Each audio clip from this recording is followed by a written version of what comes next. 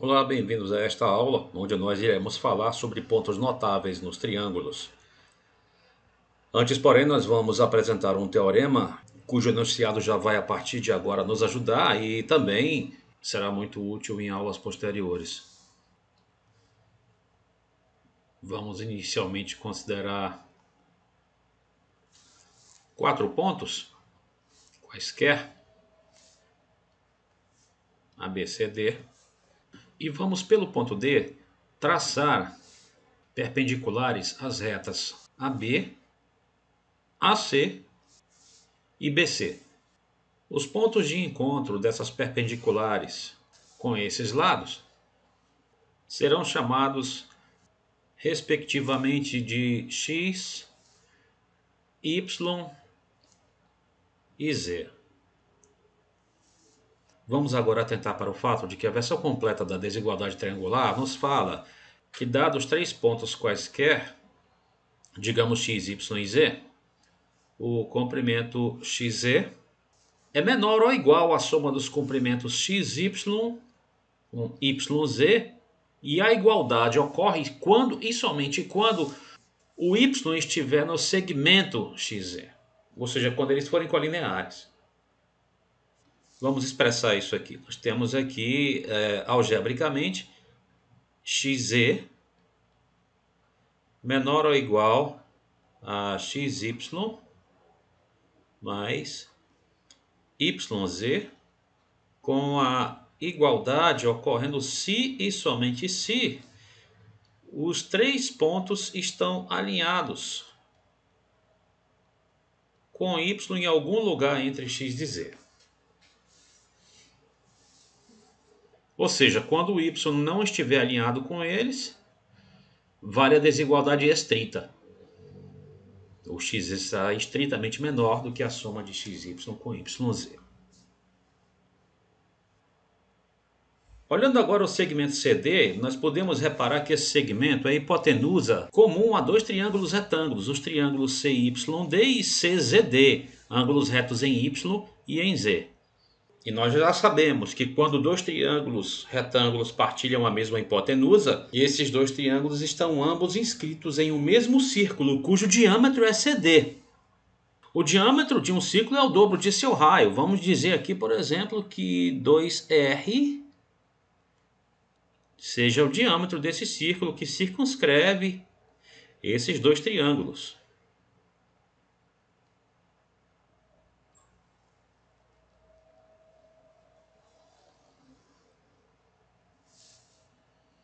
Vamos dar nomes aqui aos ângulos internos do triângulo original ABC. Vou chamar suas medidas de alfa, beta e gama, respectivamente. E vamos tratar com este quadrilátero aqui, YCZD, que é formado por esses 2 triângulos retângulos. E mais especificamente, vamos olhar para este ângulo aqui que eu estou achurando aqui, que é o ângulo suplementar do ângulo gama. Isso aqui é π menos gama, portanto. Observem que este π menos gama é um dos ângulos deste triângulo CYZ. E eu vou tratar de usar a lei dos senos neste triângulo. A lei dos senos no triângulo CYZ, ela nos diz que se eu dividir o seno de um dos ângulos do triângulo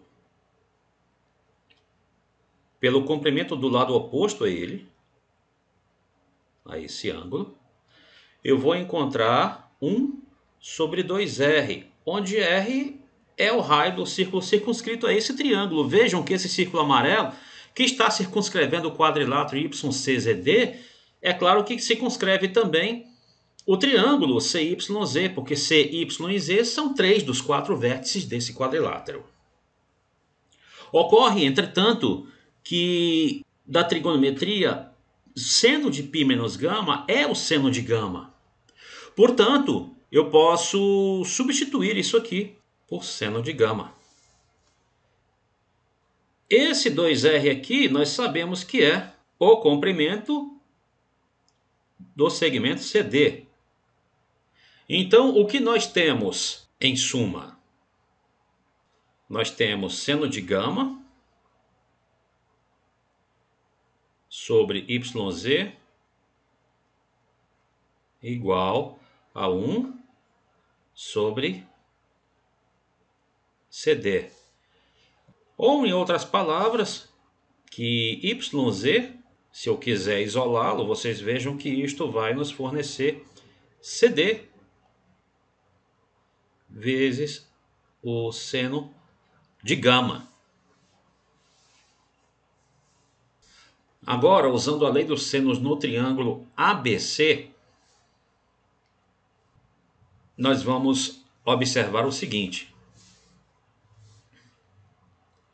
Seno do ângulo dividido pelo comprimento do lado oposto a ele. Neste caso, o lado oposto ao ângulo gama no triângulo ABC é o lado AB, igual a 1 sobre 2R. Acontece que este R aqui é outro R. É o raio do círculo circunscrito a este triângulo ABC.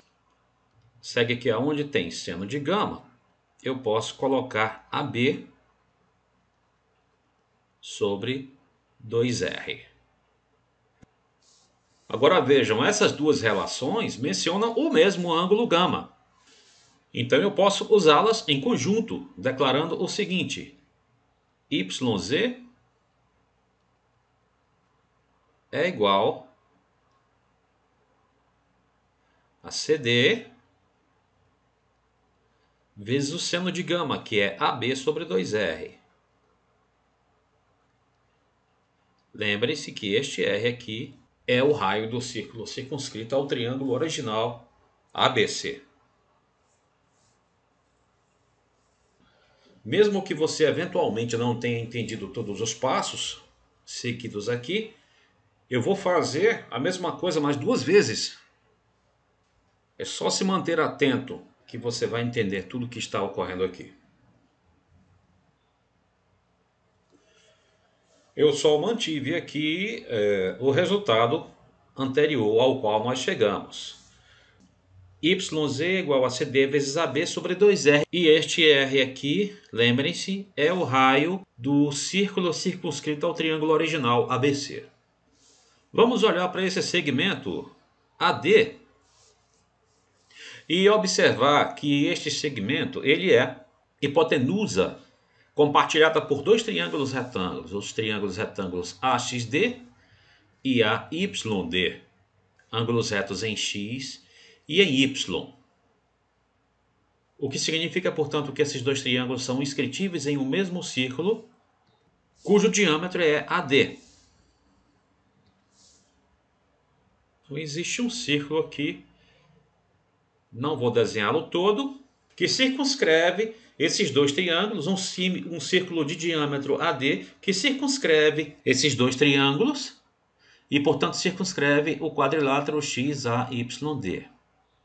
Vamos atentar para o fato de que este ângulo aqui é o suplementar do alfa, ou seja, é π menos alfa, e usar a lei dos senos neste triângulo XAY, que está inscrito neste círculo amarelo. A lei dos senos aplicada aqui, ela irá nos dar que seno do ângulo, neste caso π menos alfa, sobre o comprimento do lado oposto a este ângulo, nesse triângulo, que vai ser XY,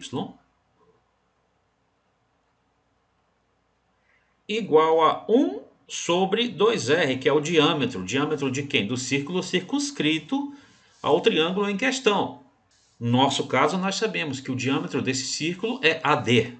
Então,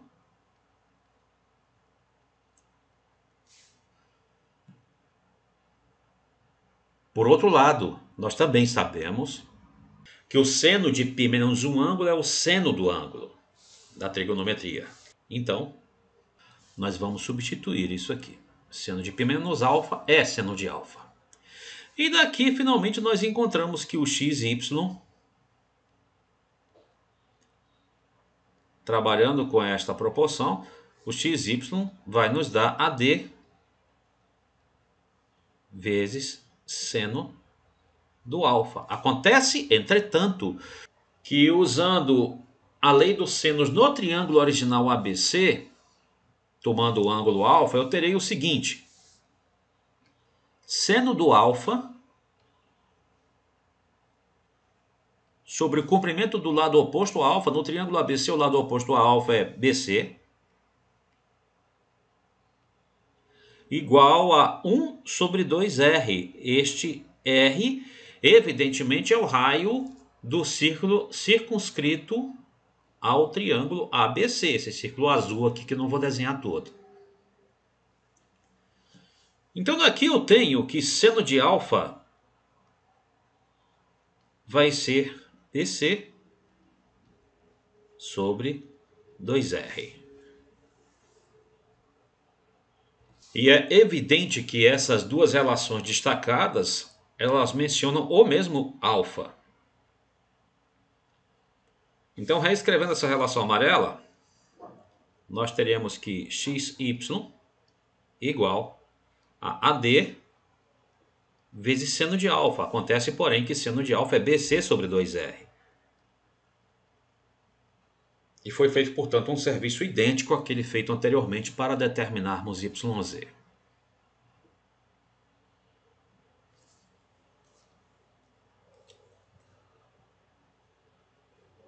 Muito bem, então XY é AD vezes BC sobre 2R.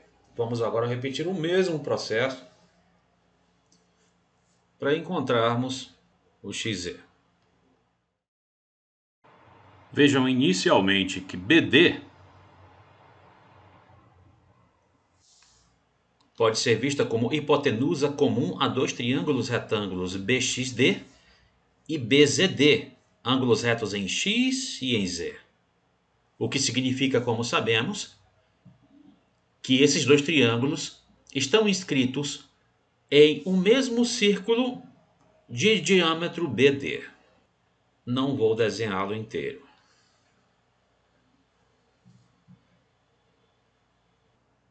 Considerando agora o triângulo XBZ, que eu destaquei aqui em amarelo, e usando a lei dos senos nesse triângulo, nós poderemos escrever o seguinte: o seno do ângulo beta, nesse triângulo XBZ,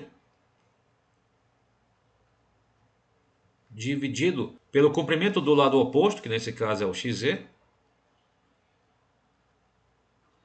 igual a 1 sobre o diâmetro do círculo circunscrito ao triângulo XBZ, que neste caso é BD. O que significa, portanto, que XZ vai ser BD vezes seno de beta. Por outro lado, no triângulo original ABC, usando a lei dos senos, nós temos que, ao dividirmos o seno do ângulo beta desse triângulo ABC pelo comprimento do lado oposto a ele, que neste caso é o AC, isto irá nos dar 1 sobre o diâmetro deste círculo, não do círculo amarelo, mas o diâmetro do círculo que circunscreve o triângulo azul ABC. Seria o diâmetro de um outro círculo.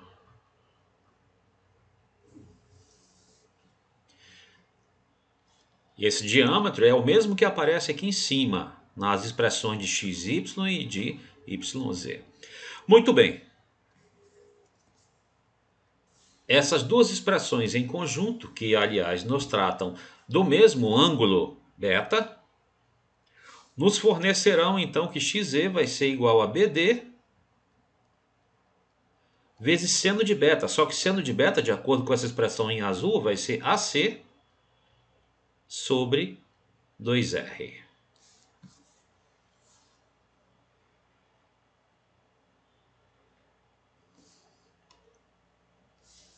Então o que nós temos aqui é isso. YZ é CD vezes AB sobre 2R.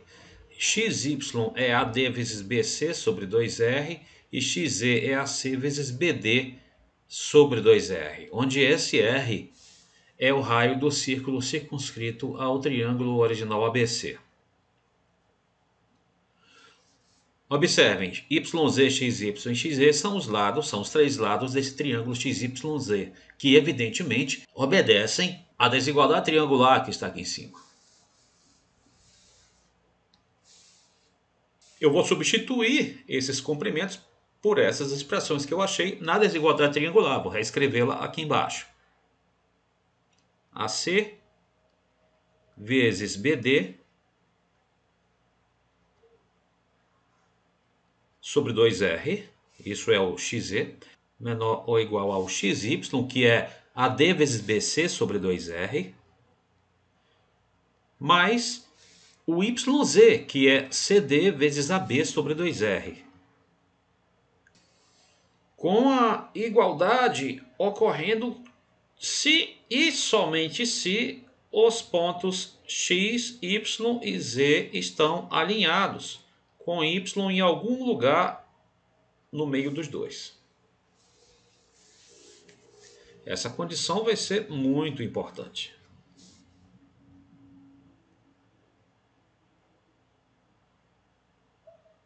Nós sabemos que quando nós temos uma desigualdade, multiplicamos toda essa desigualdade pelo mesmo número positivo, essa desigualdade não se inverte.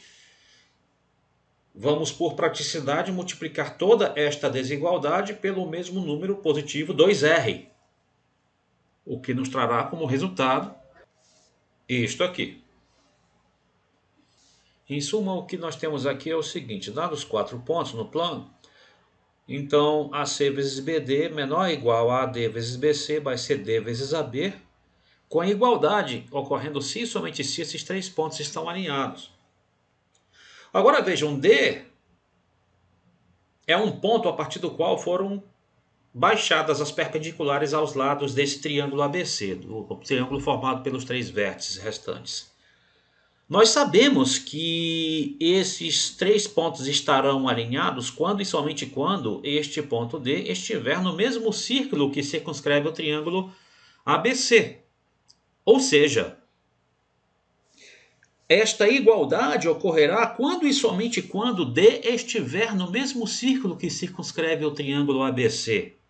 Nós podemos dizer então que esta igualdade ocorrerá quando e somente quando o quadrilátero ABCD for inscritível. E para memorizar melhor essa relação que nós acabamos de estabelecer, vejam que a coisa de fato é simples. Eu tenho 4 pontos no plano, ABC e D, e vou olhar para esse quadrilátero ABCD aqui. Neste caso, as diagonais são AC e BD. Este resultado que nós acabamos de provar, ele diz o seguinte: em qualquer quadrilátero ABCD, nessa ordem aqui, nós temos sempre que o produto das diagonais, AC, BD, é menor ou igual à soma dos produtos dos lados opostos, AD vezes BC mais CD vezes AB. Repetindo, o produto das diagonais é sempre menor ou igual à soma dos produtos dos lados opostos. E a igualdade ocorre quando e somente quando esse quadrilátero for inscritível. Este resultado, chamado Teorema de Ptolomeu, nos fornece, repare, uma caracterização para quadriláteros inscritíveis. Um quadrilátero será inscritível quando e somente quando o produto de suas diagonais for a soma dos produtos dos lados opostos. E caso contrário, o produto das diagonais vai ser menor do que a soma dos produtos dos lados opostos. Então ele fornece, além de várias outras coisas, uma maneira de verificarmos quando um quadrilátero é inscritível.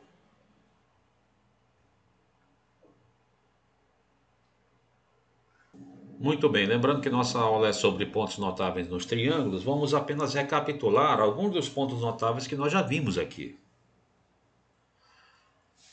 Primeiro, se M, N e P são os pontos médios dos lados BC, AC e AB, respectivamente, então as sevianas que ligam cada um desses pontos ao vértice oposto, elas se encontram num único ponto. Nós já provamos isso usando seva, O único ponto, ponto este chamado de baricentro e simbolizado por G, gravidade.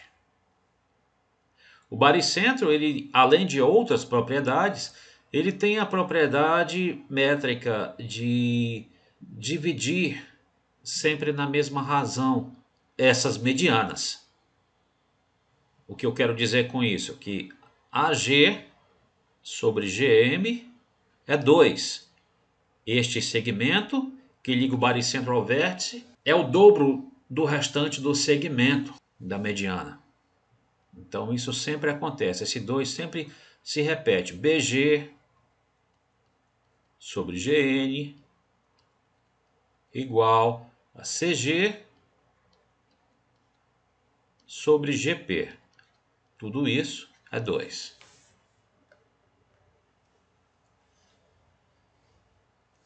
Ao mantermos esses pontos médios e traçarmos por esses pontos médios as perpendiculares a esses lados, ou seja, se traçarmos as mediatrizes dos lados do triângulo, nós já provamos que elas se encontram no único ponto denotado por O e chamado de circuncentro desse triângulo. E provamos também que o circuncentro dista igualmente dos 3 vértices desse triângulo, distância essa que nós podemos chamar de R, que é, portanto, o raio do círculo circunscrito a esse triângulo. O circuncentro, portanto, é um ponto que equidista dos 3 vértices do triângulo. E em conexão com isso, nós temos aquela relação famosa ABC igual a 4RS, onde A, B e C são as dimensões dos lados do triângulo, R é seu circunraio e S é a área desse triângulo.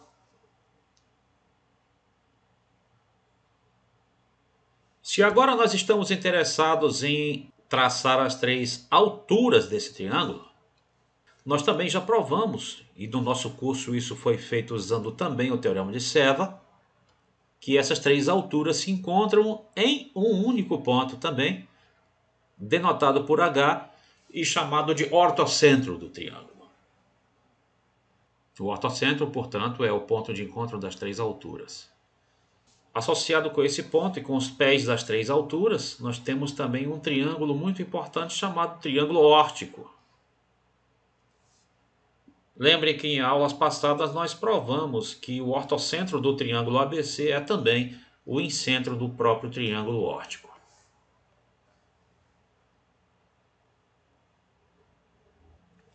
Ao traçarmos as 3 bissetrizes internas do triângulo, nós também já provamos que elas se encontram em um único ponto, que nós vamos denotar por I e chamar de incentro.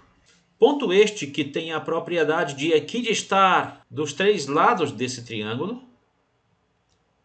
Essa distância comum a gente pode chamar, por exemplo, de R'zinho.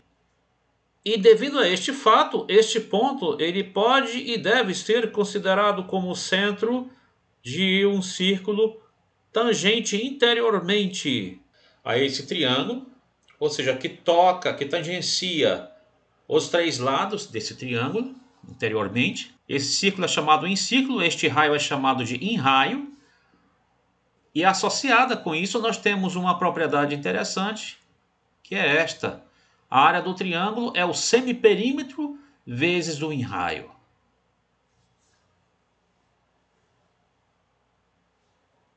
Mas esses pontos que nós mostramos, baricentro, circuncentro, ortocentro e incentro, não são os únicos pontos notáveis dos triângulos.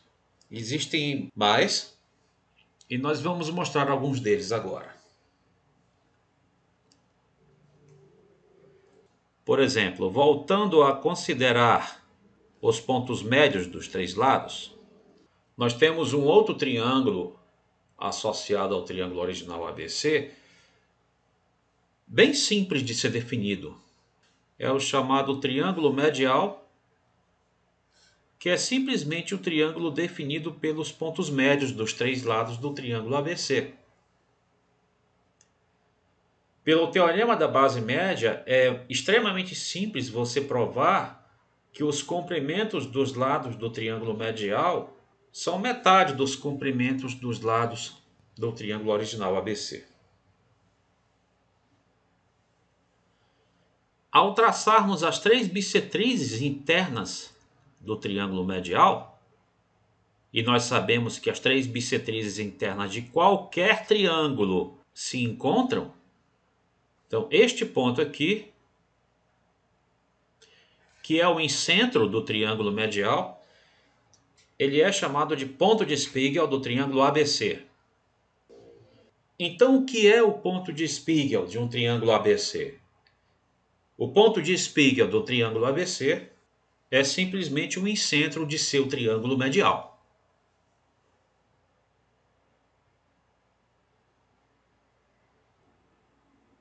Vamos agora considerar o círculo inscrito, o incírculo de um triângulo ABC. Como nós podemos encontrar esse incírculo simples, vamos lembrar que o incentro do triângulo ABC, que é o ponto de encontro de suas bissetrizes internas, é um ponto que equidista dos três lados.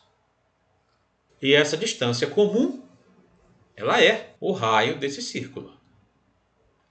Bastará então traçarmos as três bissetrizes internas, ou basta duas para que elas se encontrem no ponto I, e a partir deste ponto traçarmos as perpendiculares aos três lados. Com um desses pontos de tangência e o centro nós traçamos esse círculo. Muito bem, vamos dar nomes para estes pontos de tangência que não precisam e geralmente não são os pontos médios dos lados desse triângulo. Vou chamar esses pontos, digamos, de X, Y e Z. Em aulas passadas, nós provamos que se por um ponto fora de um círculo nós traçamos suas duas tangentes, essas duas tangentes têm mesmo comprimento. Então, por exemplo, vamos olhar para esse círculo que acabamos de traçar e para o ponto A, que é exterior a esse círculo. Os segmentos AZ e AY, por serem tangentes a esse círculo, têm mesmo comprimento.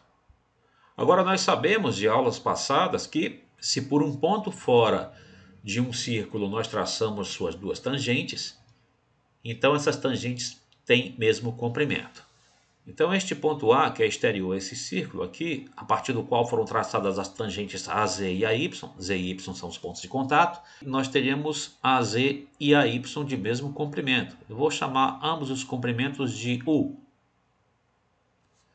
Olhando agora para o vértice B, que é um ponto exterior a esse círculo, a partir do qual foram traçadas duas tangentes, que portanto tem mesmo comprimento, vou fazer a mesma coisa, vou chamar ambos os comprimentos aqui de V, não tem por que serem iguais ao comprimento U. Geralmente não são. São iguais entre si, BZ e BX, mas não tem por que ser iguais a AZ. E vou fazer o mesmo serviço a partir do ponto exterior C. Eu vou chamar de W este comprimento aqui. Eu vou fazer o teste de Seva agora. Vou partir do vértice A. AZ sobre ZB vezes BX sobre XC vezes CY sobre YA. Eu gostaria de saber se isso vai ou não resultar 1. Mas vai, né? Por causa disto. Então isso vai ser igual a 1. Então, de acordo com o teorema de Seva, essas três sevianas, AX, BY e CZ, se encontram de fato num único ponto, denotado geralmente por GE, para não ser confundido com G único de baricentro. E esse GE vem de Gergone. O ponto de Gergone, portanto, é o ponto obtido num triângulo ABC quando cada vértice é ligado ao ponto de tangência do incírculo com o lado oposto.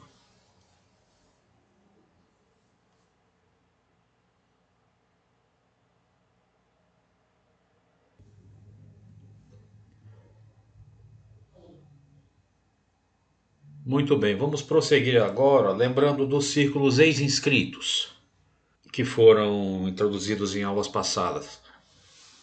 Lembrando que o círculo ex-inscrito é um triângulo, é um círculo tangente exteriormente aos lados do triângulo. Vamos fazer isso aqui. Vamos prolongar os lados do triângulo e lembrar que era através das bissetrizes externas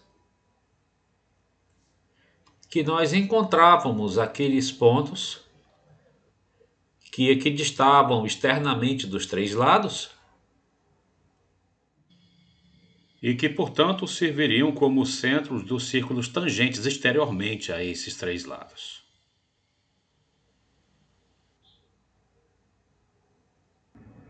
Vamos assinalar aqui os pontos de tangência. E para não carregar demais a notação, vamos, ao invés de dar nomes a esses pontos, nós vamos dar nomes aos comprimentos que eles determinam. Vejam que a partir do vértice C, nós temos duas tangentes a este círculo, que portanto possuem o mesmo comprimento. Eu vou chamar, digamos, de U, este comprimento comum. Mesmo raciocínio eu vou considerar aqui, neste outro ponto A, exterior a este círculo, a partir do qual foram traçadas duas tangentes, que portanto possuem o mesmo comprimento. Vou chamar de V ambos os comprimentos.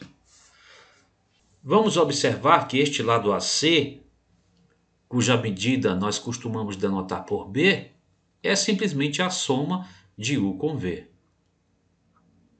Vamos aproveitar para restituir os nomes dos comprimentos aqui. Esse comprimento do lado AB é C, o comprimento do lado BC é A, e este aqui, como nós já falamos, é B. Vamos observar que este ponto B, que é um ponto exterior a este círculo, foi um ponto a partir do qual foram tomadas duas tangentes a este círculo, que portanto tem mesmo comprimento. O comprimento daqui até aqui é o mesmo comprimento daqui até aqui. Ou seja, C mais V igual a A mais U. E se eu somar esses dois comprimentos aqui, C mais E com A mais U, este V somado com esse U resulta no B. Então essa soma nos dá A mais B mais C, que é o perímetro desse triângulo. Mas essa soma, eu repito, é a soma de duas quantidades iguais. O que significa, portanto, que tanto C mais V quanto A mais U são iguais ao semiperímetro, porque são quantidades iguais cuja soma é o perímetro. Como consequência, U é P menos A e V é P menos C. Vou colocar essas quantidades aqui. U é P menos A e o V é P menos C.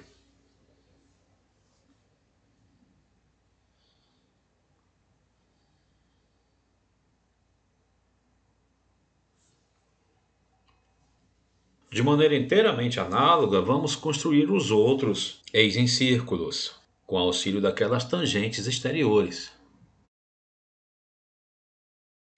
Teremos algo mais ou menos assim. Os três círculos eis inscritos. Então, por exemplo, neste que está aqui oposto ao vértice C, digamos que ele tangencia os lados ou seus prolongamentos nesses três pontos aqui. Pelo ponto B, por exemplo, partiram duas tangentes, que portanto têm mesma medida. Seguindo o padrão obtido aqui, nós temos como evitar cálculos e determinar esta medida e esta apenas por analogia. Poderíamos fazer todo o serviço novamente, mas apenas por analogia nós podemos determinar quem são esses dois segmentos aí. Basta para isso olharmos o caso que foi detalhado anteriormente. Vejam que este eixo em círculo oposto ao vértice B dividiu o lado AC em dois segmentos de comprimentos P-C e P-A. O segmento P-C está aqui oposto ao vértice C e o segmento P-A está oposto ao vértice A. Desta forma,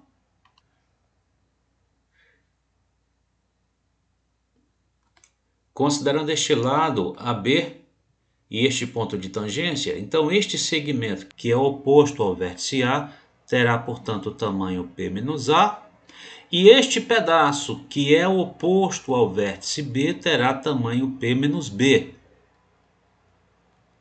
Se eu somar P-A com P-B, eu vou ter o comprimento C.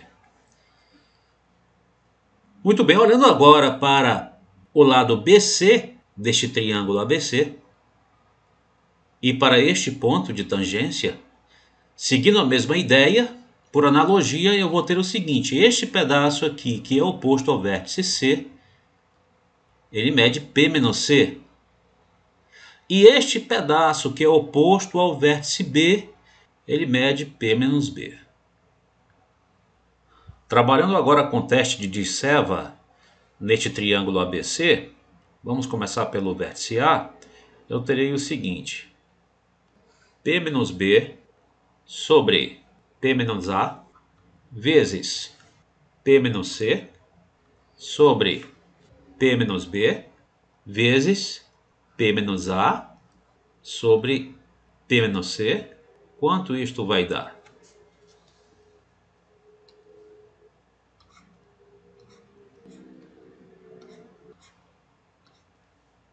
Isto vai dar 1, né? Pelos cancelamentos. E então, pelo teorema de Serva, nós podemos concluir que as sevianas que ligam cada vértice ao ponto de tangência do eixo em círculo com o lado oposto se encontram de fato num único ponto. Este ponto é chamado de ponto de Nagel. Resumindo, o que é o ponto de Nagel de um triângulo? É o ponto de encontro daquelas sevianas que unem cada vértice à tangência do eixo em círculo com o lado oposto.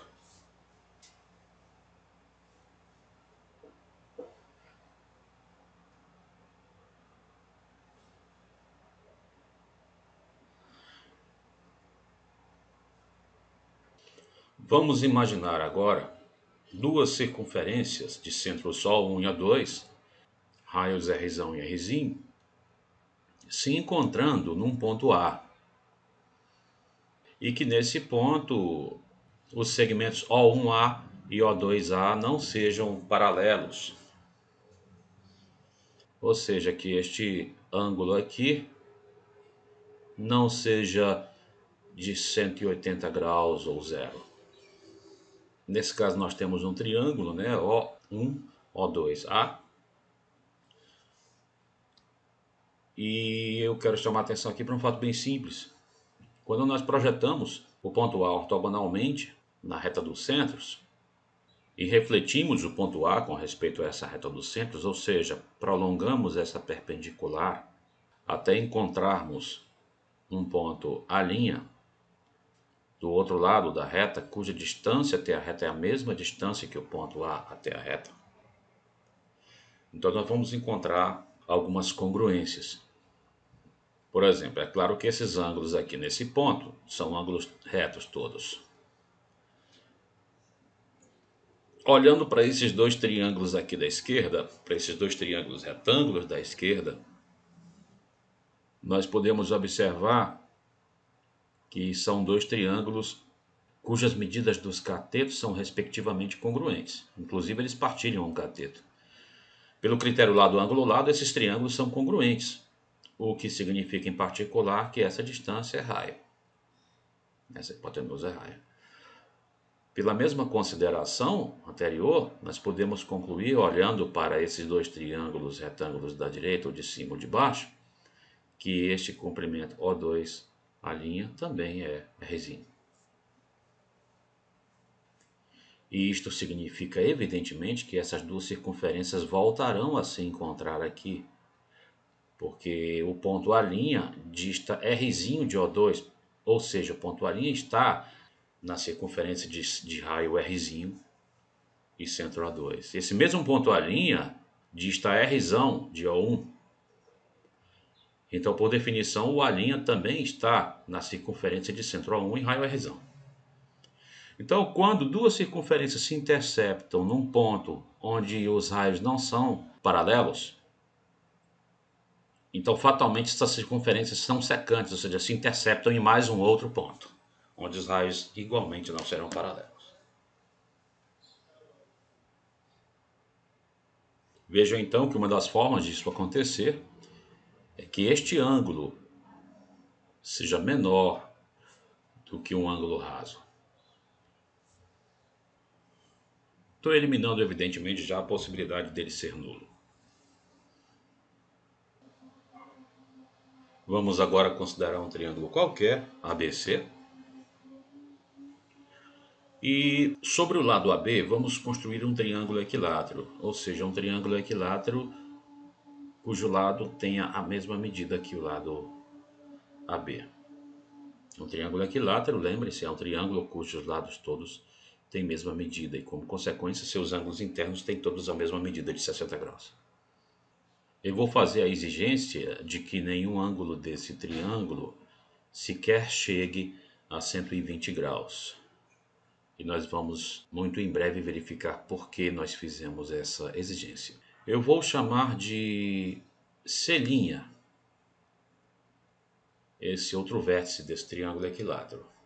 Lembre-se, esse triângulo equilátero é um triângulo cujos lados todos têm a mesma medida AB, deste triângulo original ABC, que não precisa ser equilátero, não precisa ser nem isósceles, quanto aos ângulos não precisa ser retângulo.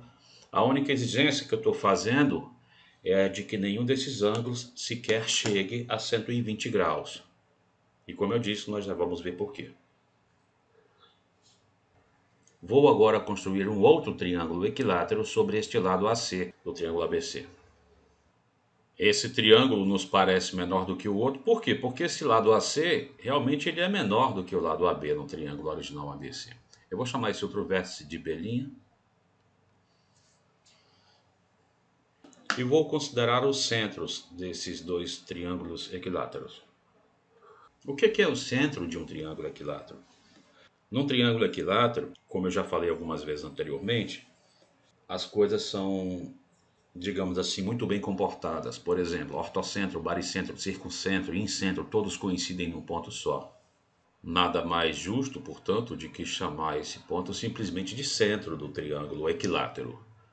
Uma vez que ele também, em particular, é o incentro, ou seja, ponto de encontro das três bissetrizes internas, então uma forma inicial de localizá-lo, por exemplo, seria traçarmos as bissetrizes internas, o que nos diz, portanto, que cada um desses dois ângulos aqui tem a medida de 30 graus. Outro fato é que, além de incentro, como nós já dissemos, ele também é baricentro. Então, como todo baricentro, a distância entre ele e o vértice é o dobro da distância entre ele e o lado oposto, na mesma mediana. Vou fazer o mesmo serviço com o outro triângulo, encontrando o centro desse outro triângulo. Eu vou chamar esses centros de, digamos, x e y. Então vamos considerar esse ângulo alfa aqui, nesse vértice A desse triângulo ABC. Olhando novamente para o triângulo equilátero ABC', o triângulo equilátero construído sobre o lado AB, do triângulo ABC, e lembrando que esse ponto X, que é o centro do triângulo equilátero também, em particular, é o circuncentro, isto significa que a distância entre esse ponto X até cada um dos vértices é a mesma. E, portanto, que x é o centro de uma circunferência que circunscreve esse triângulo equilátero ABC'.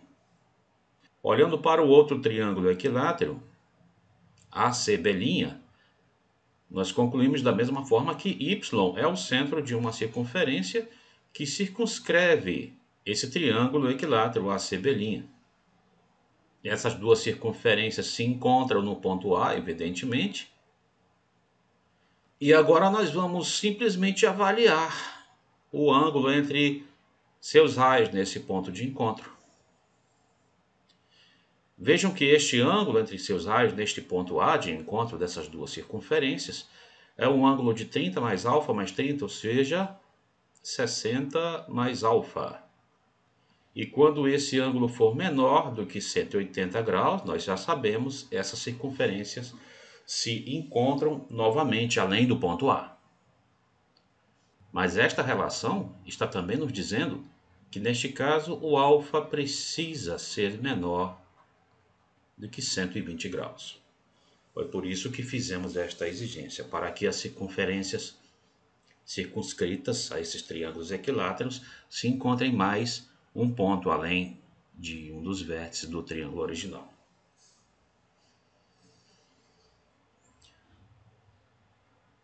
Vamos denotar por F o outro ponto em que essas circunferências se encontram, fora o ponto A. Vamos agora ligar esse ponto F a todos esses vértices que aparecem aqui.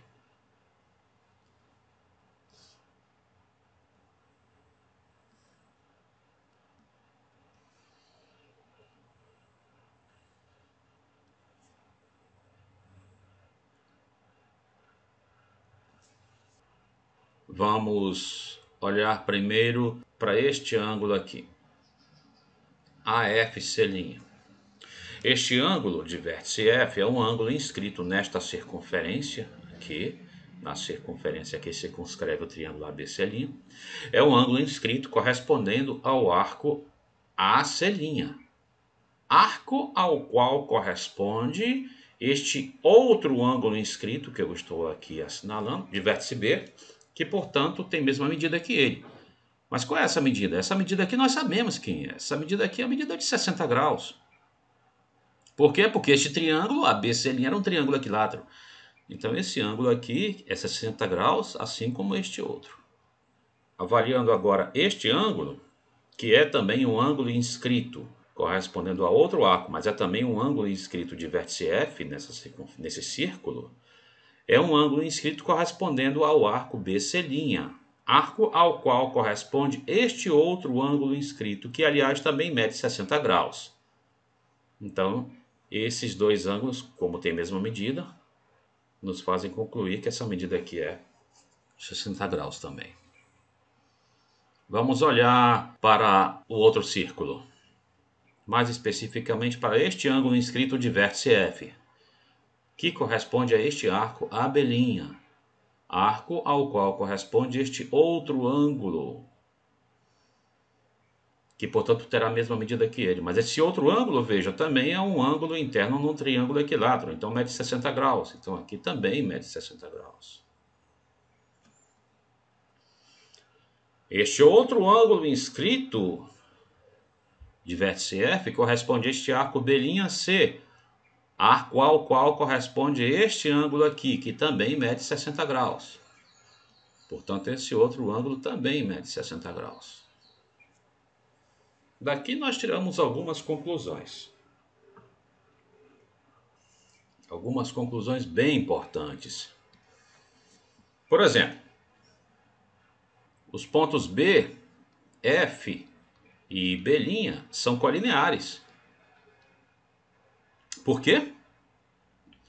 Porque, veja, esse ângulo aqui, que é o ângulo BF, B', é um ângulo raso, 180 graus. A colinearidade pode também ser observada entre os pontos C', F e C.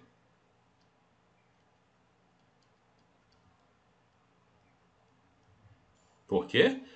Porque o ângulo C'FC, ou CFC', também é um ângulo raso.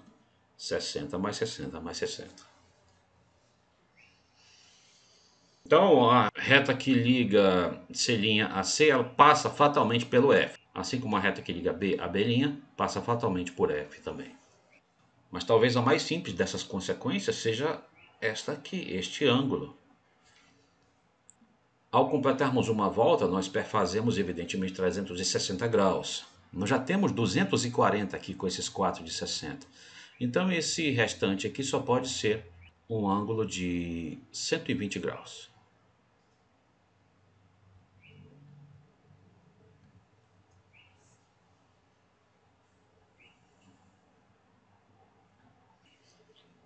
Agora nós vamos construir um triângulo equilátero sobre o lado BC do triângulo ABC. Vou chamar esse vértice aqui de A'. E uma vez que este ângulo aqui é um ângulo de 60 graus, então observem, mediante um olhar atento no quadrilátero FBA', que esse quadrilátero ele é inscritível. Por quê? Porque os ângulos opostos em F e A' são suplementares, a soma deles é um ângulo raso. Então existe um círculo cuja circunferência passa por esses 4 pontos: F, B, A' e C. Eu não vou ainda desenhar esse círculo, mas eu vou fazer algo mais simples. Eu vou traçar o segmento FA'. E vou olhar para esse ângulo aqui. Esse é com certeza um ângulo inscrito nesse círculo que eu não desenhei. Um ângulo inscrito de vértice F, que corresponde ao arco BA', né? O círculo ele passa por aqui, corresponde ao arco BA', arco ao qual também corresponde este outro ângulo inscrito, que aliás também mede 60 graus. Então esse ângulo aqui mede 60 graus. Podemos fazer a mesma consideração para concluir que esse outro ângulo mede 60, mas a mais simples dela é que nós já temos aqui 5 ângulos cuja medida é 60.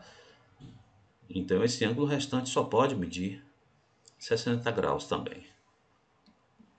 Em particular, com isso a gente acaba de concluir também que os pontos A, F e A' também são colineares.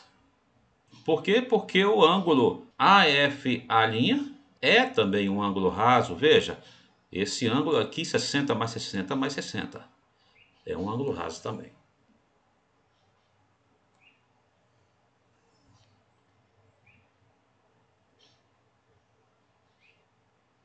Então vamos resumir o que nós temos. Nós vimos que nós temos esta configuração. Quando tomamos um triângulo ABC, onde nenhum dos ângulos sequer chegue à medida de 120 graus, então ao construirmos externamente os triângulos equiláteros sobre cada um dos lados desse triângulo ABC, nós concluímos que os círculos circunscritos a esses triângulos equiláteros têm suas circunferências se encontrando no único ponto F, mas isso pode também ser dito de uma outra forma. Ao construirmos triângulos equiláteros externamente sobre os lados do triângulo ABC, os segmentos A', B' e C' são concorrentes no único ponto, que nós vamos denotar por F. Vamos aqui manter a notação de sempre, dizendo, por exemplo, que o comprimento do lado BC, oposto ao vértice A, é Azinho, o comprimento do lado AC, oposto ao vértice B, é Bzinho, e o comprimento do lado AB, oposto ao vértice C, é Czinho.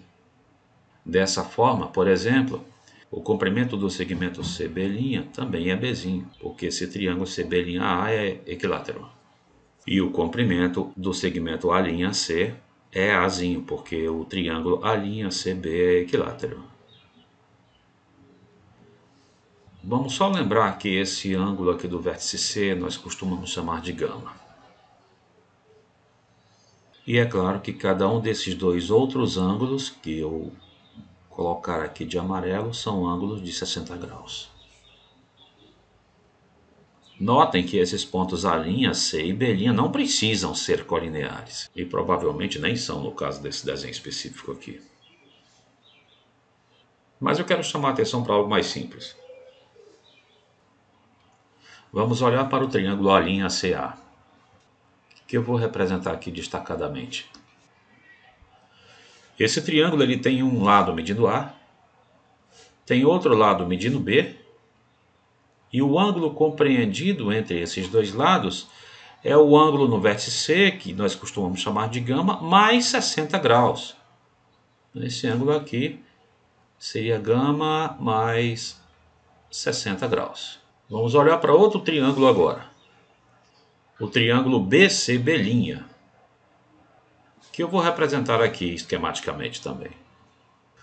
Esse triângulo ele tem um lado de medida A, tem um lado de medida B, e o ângulo entre esses dois lados, reparem, novamente é gama mais 60.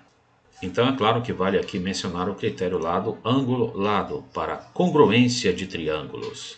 Esses dois triângulos, A'CA e BCB', nessa ordem, eles são congruentes, porque possuem respectivamente congruentes dois de seus lados e os ângulos compreendidos entre eles. Como consequência, o lado oposto ao ângulo gama mais 60 no triângulo A'CA é congruente ao lado oposto ao ângulo de gama mais 60 no triângulo BCB'. Então o que nós ganhamos aqui foi simplesmente que, ao construirmos externamente triângulos equiláteros sobre os lados desse triângulo, os segmentos A' e BB' têm mesma medida. Agora vamos olhar para outro triângulo. O triângulo AB', que eu vou aqui representar esquematicamente. Esse triângulo ele tem um lado de medida C,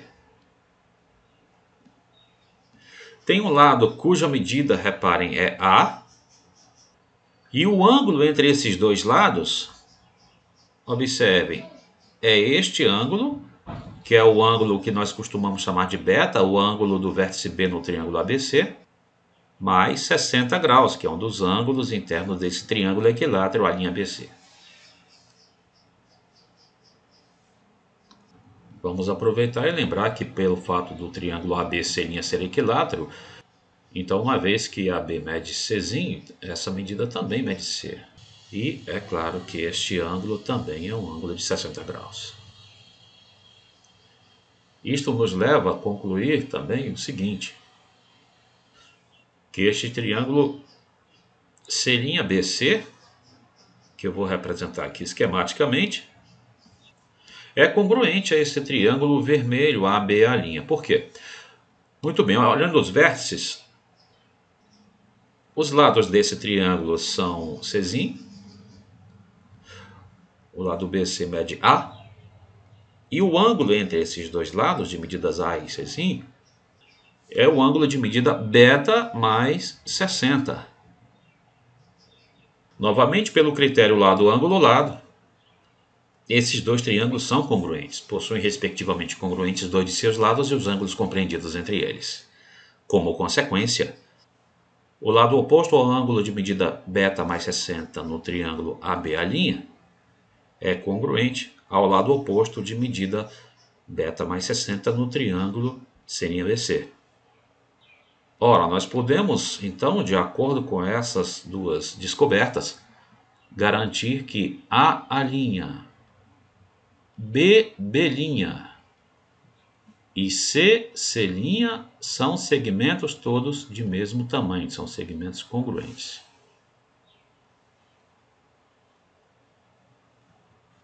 Então até agora é isso que nós temos. Se tomamos um triângulo ABC e fazemos simplesmente a exigência de que nenhum de seus ângulos sequer chegue a 120 graus, e externamente aos lados desse triângulo construímos triângulos equiláteros, de vértices restantes A', B' e C', então os segmentos AA', BB', CC' se encontram em um único ponto, que aqui nós estamos denotando por F, e além disso, esses comprimentos AA', BB' e CC' são iguais. Agora vamos escolher um qualquer desses três círculos que estão aí. Por exemplo, vamos escolher esse de baixo aqui, que circunscreve o quadrilátero FB'C.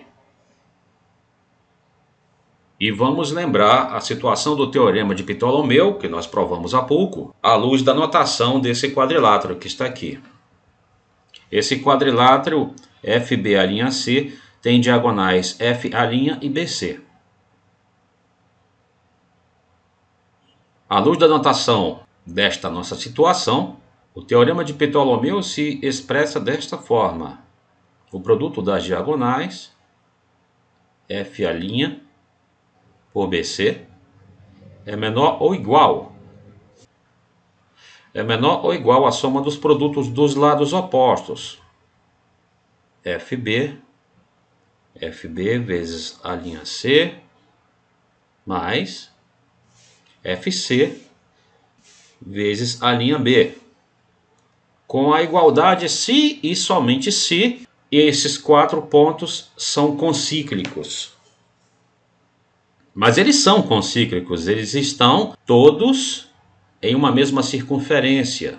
Então nós temos de fato aqui a igualdade. Muito bem.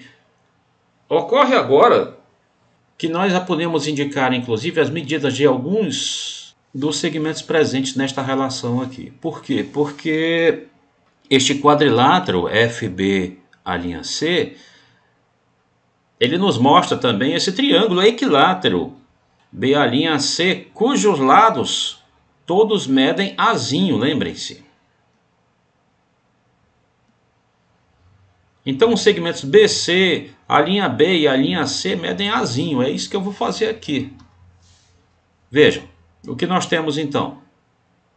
FA', cuja medida eu desconheço, vezes BC, e BC aqui tem medida Azinho, igual a FB,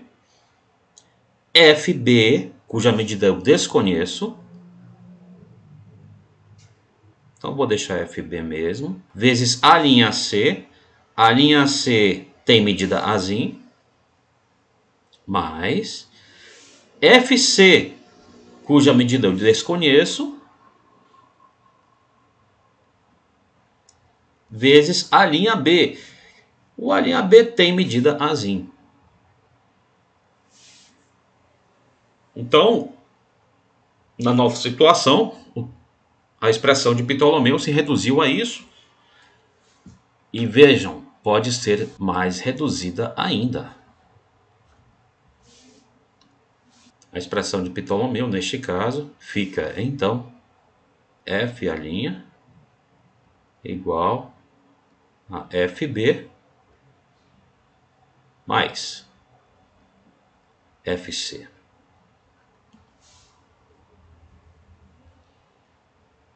Muito bem, supondo agora que eu estivesse interessado em saber quem é a soma dos comprimentos FA, FB e FC, essa soma FA mais FB mais FC, basta observar então que isso é a mesma coisa que FA mais FB mais FC, que é FA'. Ora, FA mais FA' nada mais é do que AA', que é a medida comum entre aqueles três segmentos que nós havíamos observado.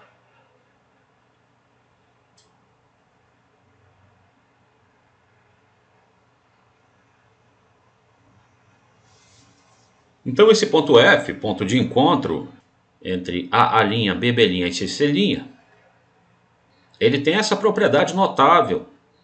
A soma das distâncias desse ponto F aos três vértices do triângulo ABC é precisamente a medida desses comprimentos, A', ou B' ou CC', que são iguais. Mas esse ponto F tem uma propriedade muito mais interessante ainda. Suponhamos, por exemplo, que nós tomemos um outro ponto qualquer diferente de F no interior desse triângulo. Ora, se ele não for o F, com certeza ele deixará de estar na interseção entre essas três circunferências. Eu vou chamar, digamos, de P esse ponto. E eu estou aqui supondo, sem perda de generalidade, que esse ponto, por exemplo, não está na circunferência de baixo, aquela que circunscreve o triângulo A'BC. Em particular, nós podemos afirmar que este quadrilátero aqui, PB, A'C, não é inscritível.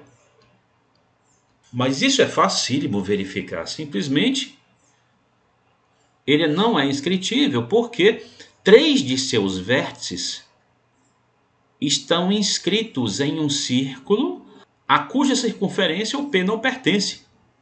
P não está na mesma circunferência que circunscreve 3 dos outros vértices desse quadrilátero. Então esse quadrilátero não é inscritível. Então, pelo teorema de Ptolomeu, o produto das diagonais desse quadrilátero é estritamente menor do que a soma dos produtos dos lados opostos. Ou seja, P' vezes BC é estritamente menor do que a soma dos produtos dos lados opostos, PB vezes CA' mais PC vezes A'B. Acontece, porém, lembre-se que os lados desse triângulo equilátero A'BC medem A. Então nós podemos reescrever essa desigualdade assim: PA' vezes BC, cuja medida é A, é menor estritamente que PB vezes A'C, cuja medida é A, mais PC vezes A'B, cuja medida é A. E agora, novamente, você sabe que nós, através desse cancelamento, podemos escrever finalmente que PA' é menor do que PB mais PC. Vamos agora observar o triângulo APA'. A desigualdade triangular nos informa que A' é menor ou igual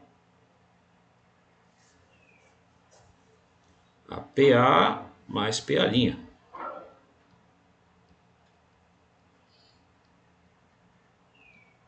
Eu estou mantendo a possibilidade de igualdade porque esse ponto poderia muito bem estar sobre este segmento A'.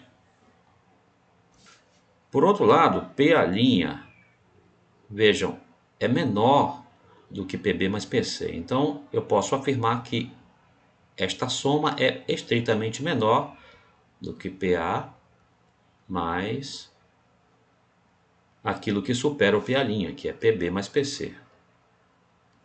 E esta quantidade, PA mais PB mais PC, é a A' ou BB' ou CC'. Então, o que foi que nós acabamos de provar? Que ao tomarmos um outro ponto qualquer diferente de F no interior desse triângulo, então a soma das distâncias desse novo ponto aos vértices é maior do que esta quantidade, A'. É maior do que a soma das distâncias de F a esses vértices. Então F é aquele ponto do interior desse triângulo que minimiza a soma das distâncias aos vértices desse triângulo. Em outras palavras, dentre todos os pontos interiores ao triângulo ABC, aquele que minimiza a soma das distâncias aos três vértices é esse ponto F, que é chamado de ponto de Fermat.